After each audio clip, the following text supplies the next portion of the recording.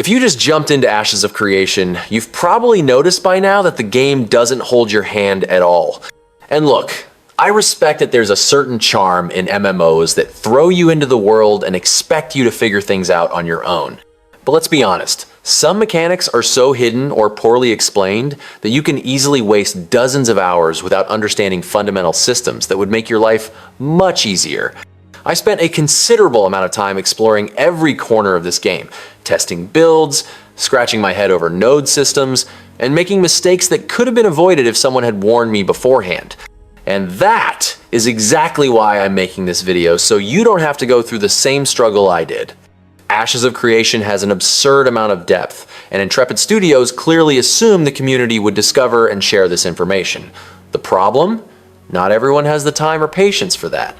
So today, I'm going to show you 7 crucial things the game simply doesn't explain, but that will completely transform your experience. I'm Matthew, and without wasting any time, let's get straight to the point. Ember Springs are probably one of the most underrated mechanics in Ashes of Creation, and I admit it took me a while to truly understand their potential. Basically, these spots function as alternative respawn locations scattered across the map, and you can bind to them to use as a form of fast travel. The trick here is that you need to die to activate the teleport, and yes, that sounds completely counterintuitive at first. But think with me. In a game where fast travel is extremely limited and riding from one corner of the map to the other can take literally 20 minutes, having this option is an absolute lifesaver. Now, before you go out dying everywhere thinking you've discovered the ultimate hack, there's a crucial detail. Ember Springs have a 2-hour cooldown. This means you can't just abuse the system to hop around the map at any time. You need to think strategically about when it's worth using this resource. Are you heading back to the main city after a long farming session? It makes sense. Do you want to skip 5 minutes of riding because you're feeling lazy? It's probably not worth wasting your cooldown on that. The big problem no one tells you about is XP debt. If you start dying on purpose repeatedly, whether at Ember Springs or anywhere else, the game will punish you with accumulated experience debt. And this debt is no joke. It basically creates a debuff that lowers your stats and slows your progression until you pay off the loss. I tested this in practice and can confirm that abusing this system to travel constantly will put you in a very annoying situation, especially if you're trying to level up efficiently. My recommendation? Use Ember Springs wisely. Bind to those near important farming areas or dungeons you plan to visit frequently. When you finish a long play session and need to return to civilization, then it's worth considering the teleport.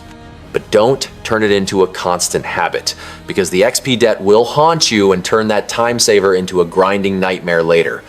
It's a powerful tool when used with wisdom, but it can easily become a trap if you don't know how to pace yourself.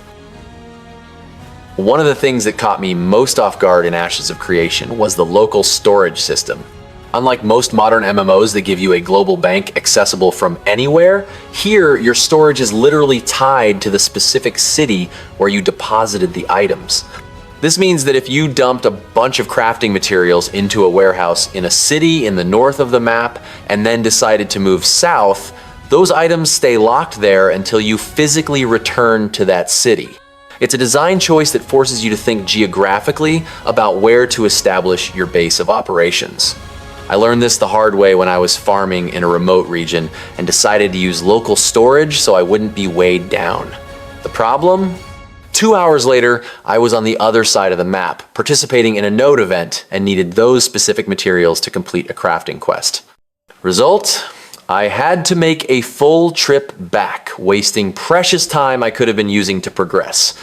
Since then, I try to be extremely selective about what I leave in secondary cities versus my main city. The issue here goes beyond simple inconvenience. It directly affects your game strategy and personal economy. If you're the type who likes to explore different regions and participate in various events, you need to develop a mental organizational system. Basic materials and consumables can stay in secondary storages, but valuable items, alternate gear, and rare resources should always go to your home city. And choosing that home city is no trivial decision. You need to consider proximity to farming areas, access to specific professions, and even the political stability of the node. The upside of this mechanic is that it creates a real sense of community and belonging. You aren't a rootless nomad, you literally have a place in the world that is your central hub, but this requires planning. My tip is to choose a city that is relatively central on the map and make it your definitive HQ. Use storage in other cities only for temporary situations or during farming sessions that are too long to head back. And always remember to empty those secondary storages when you get the chance, because nothing is more frustrating than realizing that the perfect item you need is a 30-minute ride away. This is one of those mechanics that seems obvious after you discover it, but that the game absolutely does not explain the first time you use the marketplace. When you sell something on the market, the money doesn't automatically go into your inventory or wallet, it goes straight to your mail. And if you're like I was at the start, you probably didn't even realize the mail system existed until you stumbled upon it by accident. I literally spent about 2 days thinking my sales weren't processing until I discovered I had a pile of glint waiting for me in the mailbox the whole time. The system works like this. Whenever someone buys one of your items, you receive a message in the mail with the payment in glint, the game's currency. These mailboxes are usually located right next to the clerks in cities, so technically they're easy to access. The problem is that no one tells you to check them. And here's an important detail I learned the hard way. Mail has a time limit. If you let messages accumulate without collecting them for too long, you risk losing the contents. So it's not just a matter of convenience, it's literally about not losing money that is rightfully yours. What bothers me most about this is the lack of any clear visual notification. Most modern MMOs bombard you with pop-ups, flashing icons, or at least a sound when you receive something important. Ashes of Creation? Total silence. You need to develop the manual habit of checking your mailbox regularly, especially if you're active on the marketplace. I created a personal routine. Whenever I return to the city after a play session, I stop by the clerk to organize storage and take the opportunity to check the mail. It sounds paranoid, but it has saved me from losing sales several times. The moral of the story is simple. Treat the mailbox as an essential part of your city routine, not as something optional.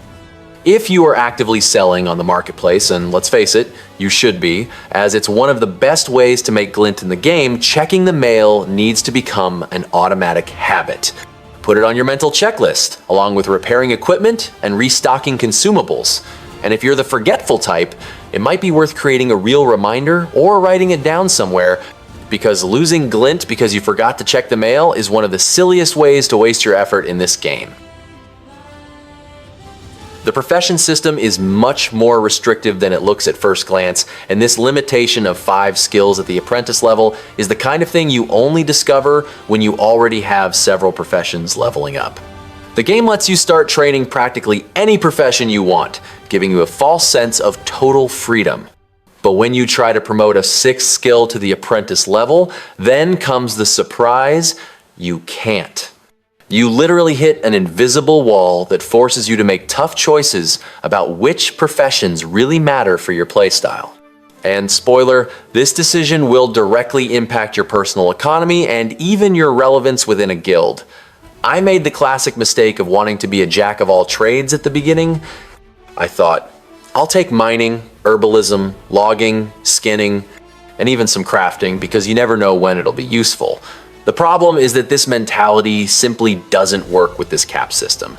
By the time I realized I needed to downgrade professions to advance others, I had already invested considerable time and resources into skills I would eventually have to abandon.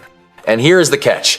Downgrading a profession is neither instantaneous nor free. You need to find specific trainers, and depending on where you are on the map, that could mean a considerable trip. The design philosophy behind this is clear. Intrepid Studios wants to force specialization and interdependence between players. They don't want everyone to be self-sufficient, because that would kill the game's economy and remove the need for social interaction. Theoretically, I understand and even agree with the idea, but in practice, it's frustrating to discover this too late. Ideally, the game would explicitly warn you about this limitation before you start distributing your skill points. But like so many other things in Ashes, you learn by making mistakes first. My honest recommendation: Plan your professions from the start as if you were putting together a full character build. Think long term. Do you want to focus on pure gathering to sell materials? Then specialize in that and forget about crafting for now. Want to be an armor crafter? Then you need to choose between mining and other secondary gathering professions. And if you've already made the mistake of spreading your skills too thin, don't be afraid to downgrade and reorganize. The sooner you do it, the less time and resources you'll have wasted. Accept that you can't be a master of everything. Choose your niche and dominate it completely. That's how you become valuable both economically and within your gaming community. Equipment durability is one of those old school mechanics that many people forgot existed because modern MMOs have practically abandoned it. But Ashes of Creation brought it back in full force, and if you don't pay attention, you'll find yourself in the middle of a dungeon or an important event with your weapon literally breaking in your hand. Every piece of equipment in the game, weapons, armor, and even your gathering tools loses durability with continuous use. And when I say it breaks, I'm not exaggerating. The item stops working completely until you pay for a repair. I've already had the traumatic experience of being in the middle of a boss fight and seeing my sword turn red in the inventory, losing half of my combat effectiveness instantly. The repair cost is no joke, especially when you're starting out and silver is scarce. The better the equipment, the more expensive it is to fix. This creates a constant economic cycle where you always need to have a reserve of money saved specifically for maintenance. At first, I didn't understand this and spent all my silver buying materials and upgrades, thinking I was progressing fast. The result? I was constantly broke, having to do basic farming just to get repair money before I could return to the content that actually mattered. It's frustrating and teaches you financial discipline in a very painful way. What complicates things further is that your gathering tools also break. This means you could be in the middle of a perfect farm route full of rich nodes to collect, and your pickaxe simply stops working. If you don't have silver in your pocket at that moment, you have to drop everything and run back to the nearest city. And here is a crucial detail I discovered while testing. You can't repair equipment just anywhere you need a specific vendor, usually blacksmiths or armor merchants. So if you're exploring a remote region, it could literally mean a 15 to 20 minute ride just to fix your gear and get back. The most important lesson I learned about durability is to have a preventive mindset, not a reactive one. Always check your equipment's durability before heading out for important content. If it's below 50%, repair it preventively, even if it's still functional. Always keep at least 20-30% of your total silver as an emergency reserve, exclusively for repairs. Consider it a fixed operating cost of the game. And if you're an active gatherer, carry extra tools in your inventory or at least have enough silver to buy emergency replacements. It sounds paranoid, but I guarantee that after the first time you get stuck in some remote corner of the map with broken equipment and no money, you'll understand why this preparation is worth every second invested. The guild system doesn't mess around when it comes to commitment, and this 5-day cooldown is basically the game forcing you to think twice before jumping from guild to guild. If you leave a guild, whether by choice or because you were kicked, you are literally blocked from joining any other for a full 5-day period. And I'm not talking about 5 days of playtime, it's 5 real calendar days. This means that if you leave on a Monday, you'll only be able to join another guild the following Saturday. For an MMO where guild content is absolutely central, siege warfare, node development, group farming, being alone for 5 days can be devastating for your progression. I saw this happen to several players who joined random guilds at the start without doing proper research. The guild seemed cool during recruitment, but after a few days, they realized the activity times didn't match, or the internal culture was toxic, or simply the goals weren't aligned. Then comes the dilemma. Stay stuck in a bad situation or eat the 5-day cooldown? Both options are terrible. And the worst part is when you find the perfect guild exactly during this cooldown period, you literally have to watch from the sidelines while they do content, waiting for the days to pass as if you were serving a sentence. The reason behind this mechanic is clear. Intrepid Studios wants to combat guild hopping and create stability within organizations. They don't want players jumping between guilds just to grab specific rewards or participate in one-off events without real commitment. From a design standpoint, it makes sense. It encourages people to choose carefully and stay committed. But in practice, this disproportionately punishes new players who are trying to find their place in the game and who will naturally make some wrong choices during the discovery process. My recommendation? Treat the choice of a guild as a long-term decision from the start. Before accepting any invitation, talk extensively with members, ask about activity hours, guild goals, participation requirements, and general culture. Join their Discord and observe the conversations for a few days if possible. Do casual group content with members before committing officially. And if you are leaving a current guild, have your next option already lined up and confirmed before hitting the leave button, because spending 5 days without access to a guild bank, guild buffs, and especially without an organized group for difficult content will make you feel like a second-class citizen in the game. This cooldown is too severe to be treated casually. This is probably the most treacherous PvP mechanic in Ashes of Creation, and the game literally doesn't warn you about it until it's too late. When a player dies in the open world, they leave behind ashes that contain part of the loot and resources they were carrying. It looks like free loot, right? Wrong. The moment you click to collect those ashes, you are automatically flagged for PvP with a glowing purple icon above your head. And here is the problem. While you are flagged, any other player can attack you freely without gaining corruption. It's basically a license to kill you without consequences, and you just turned yourself into an easy target. I learned this the hard way when I was passing through a contested farming area and saw ashes on the ground. I thought, free loot, why not? And picked them up without a second thought. Literally 10 seconds later, a group farming nearby saw me with the purple flag and decided I was the next mob to be eliminated. I didn't even have a chance to react or explain that I had no intention of stealing anything from anyone. I was simply deleted and lost my own resources in the process. The worst part is that technically, they did nothing wrong within the rules of the game, because I was the one who voluntarily flagged myself by picking up the ashes. The flag timer isn't instantaneous. You stay marked for a few minutes after collecting the ashes, which is more than enough time for someone to hunt you down if they're paying attention. And in popular areas or during peak times, you can bet there are people actively looking for those purple icons on the map. It's practically an open invitation to be ganked. Some experienced players even use this as bait. They leave ashes intentionally in strategic locations and lie in wait for some unsuspecting player to pick up the loot so they can then ambush them without consequences. If you really need to pick up another player's ashes, whether because the loot is too valuable to ignore or because you literally killed the person and they are your ashes by right, do it strategically. First, look around and ensure the area is clear. Second, as soon as you pick up the ashes, don't stand around admiring the loot. Run immediately for the nearest cover or into a safe area like a city. If possible, have a mount ready to flee quickly. And if you're in a truly dangerous zone with a lot of PvP activity, sometimes it's better to just leave the ashes there and move on, because the risk of losing your own resources isn't worth the uncertain reward. Remember, in Ashes of Creation, greed is literally punished with death, and this flagging mechanic was designed specifically to create that kind of tension and consequence.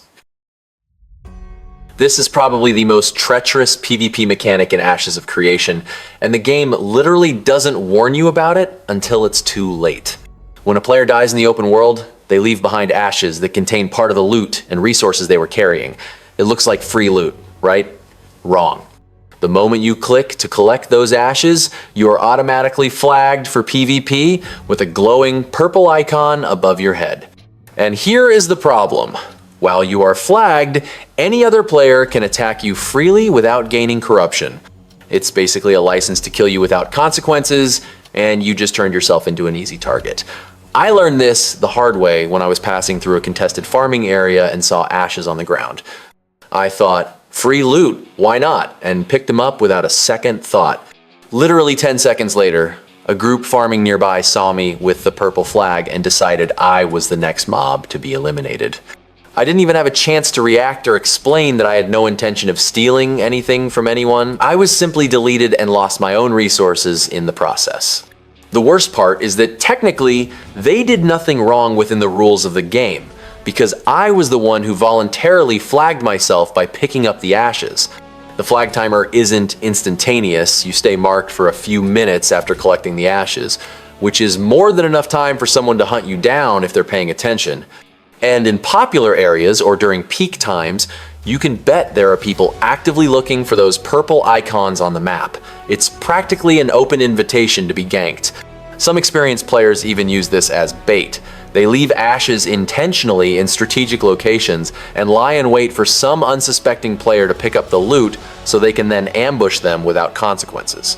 If you really need to pick up another player's ashes, whether because the loot is too valuable to ignore or because you literally killed the person and they are your ashes by right, do it strategically. First, look around and ensure the area is clear. Second, as soon as you pick up the ashes, don't stand around admiring the loot. Run immediately for the nearest cover or into a safe area like a city. If possible, have a mount ready to flee quickly. And if you're in a truly dangerous zone with a lot of PvP activity, sometimes it's better to just leave the ashes there and move on, because the risk of losing your own resources isn't worth the uncertain reward. Remember, in Ashes of Creation, greed is literally punished with death, and this flagging mechanic was designed specifically to create that kind of tension and consequence.